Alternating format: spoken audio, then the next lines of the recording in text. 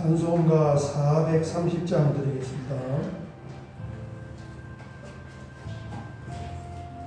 430장입니다.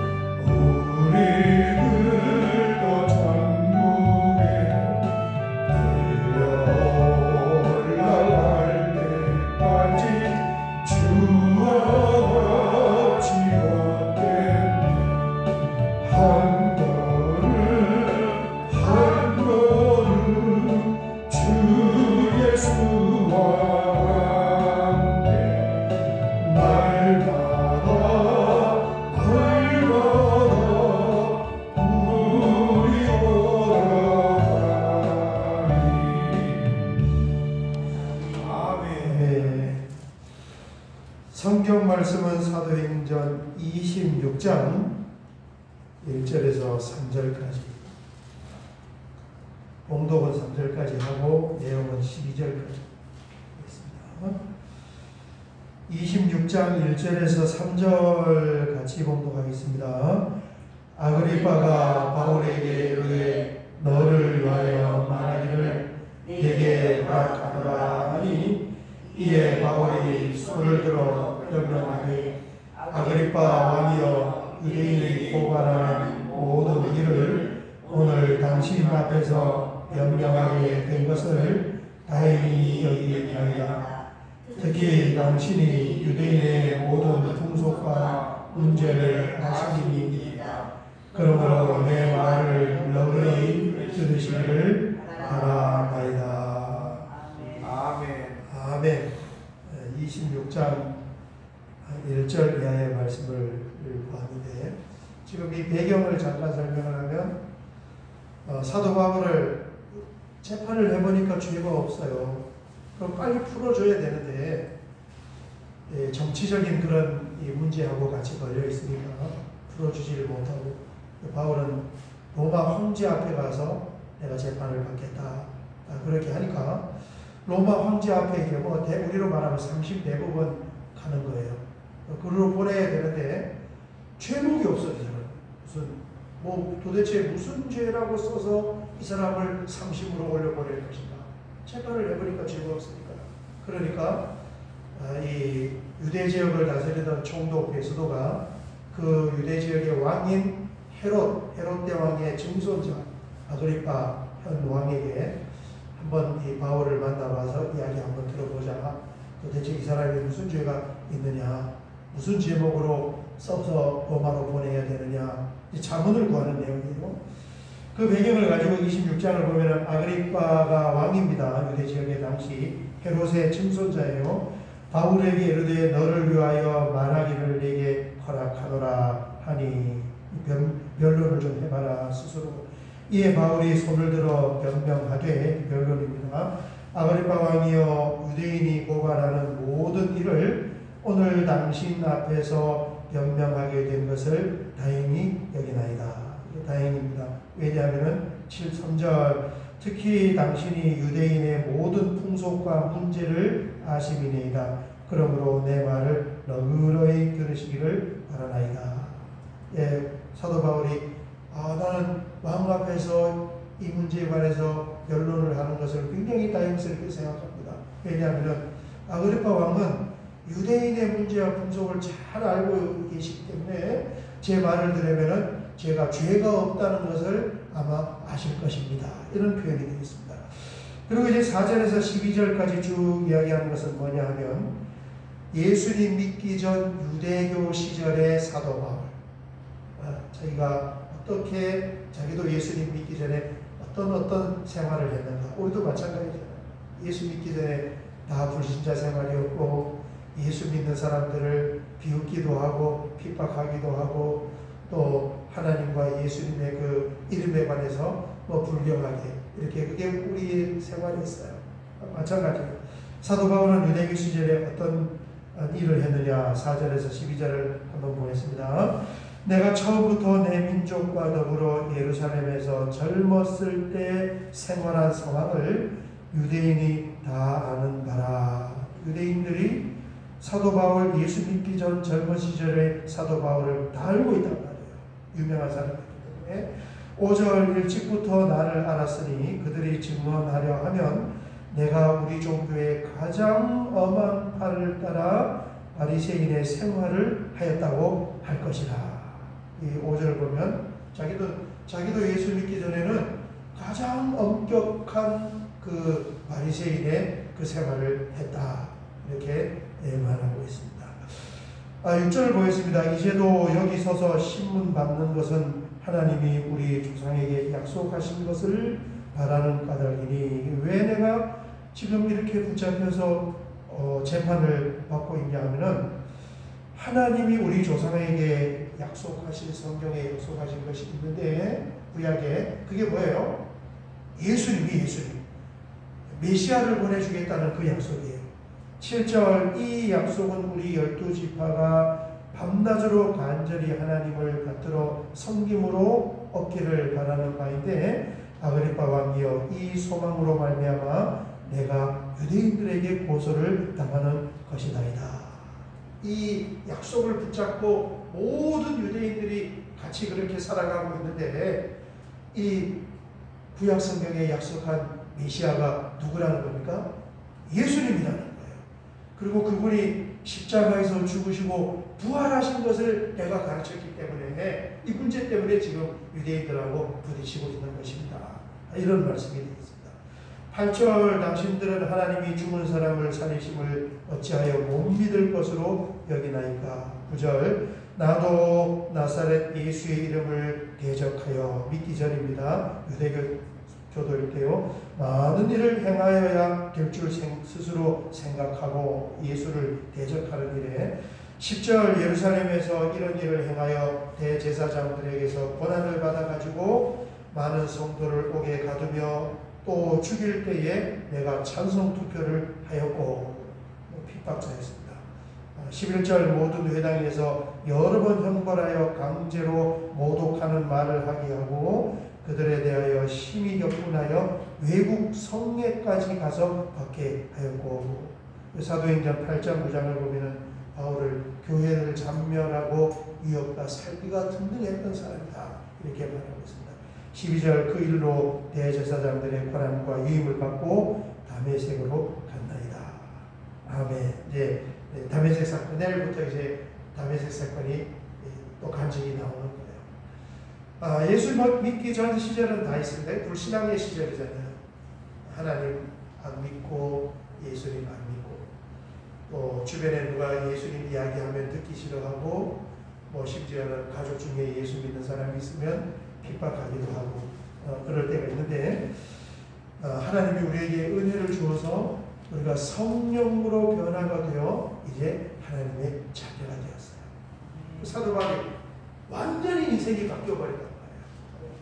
그 다메섹에서 예수님 만나고 이 칠판에 보이는 것처럼 저 넓은 저 지역을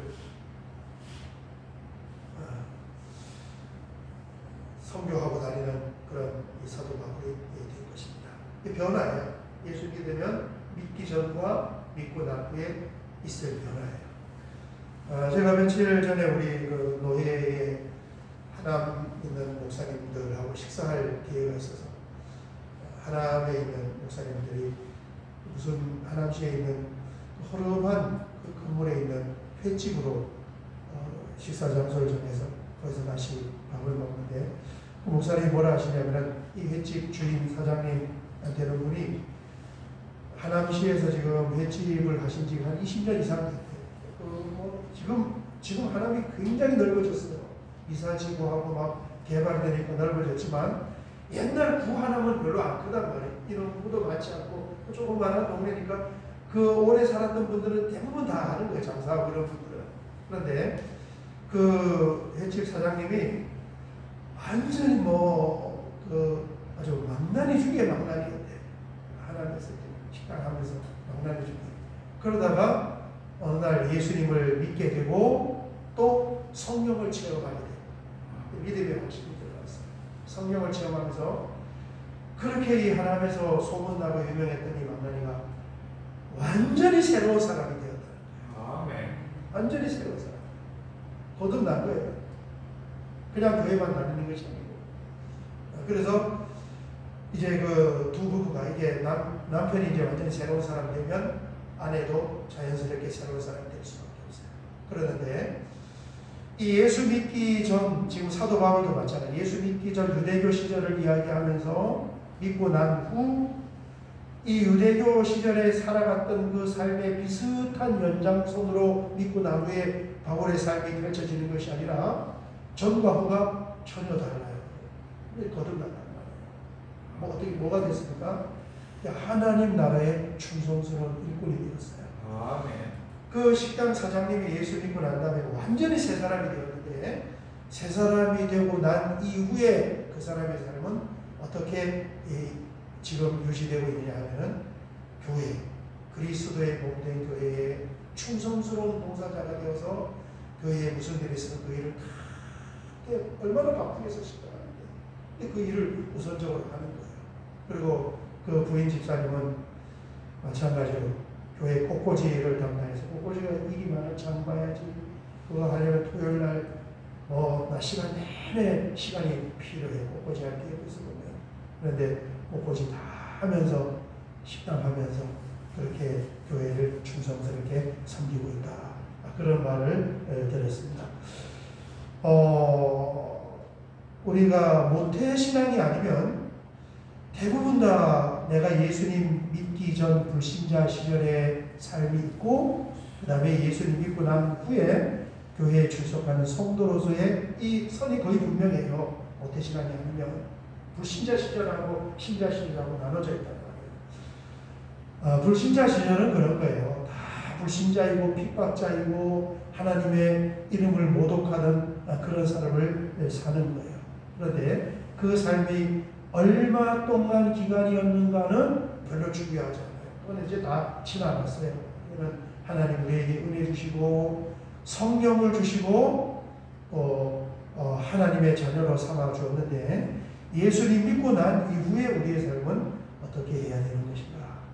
다양하게 말씀드릴 수 있겠지만, 이 믿음의 공동체, 하나님의 나라, 그리스도의 몸을 세워가는 그 일꾼으로, 또 봉사자로, 또 직분자로 또 집을 지어가는 건축자로 그렇게 살아가야 하는 줄 믿습니다. 천국과 후가 다르단 말이에요. 그냥 다른 거예요. 가치관과 인생관 자체가 다를 수밖에 없어요. 그렇습니다. 오늘 새벽에 여기까지 보고 같이 한번 우리 기도하면서 주님 바울의 이 삶이 예수님 전과 후가 분명히 나누어진 것처럼 우리도 그렇게 하나님의 나라를 세워갈 수 있는, 내가 예수 믿기 전하고는 완전히 변화가 있는 그런 삶을 살기를 원합니다. 우리 주에 한번 크게 부르고 기도드리겠습니다. 주여, 아버지 하나님 감사합니다.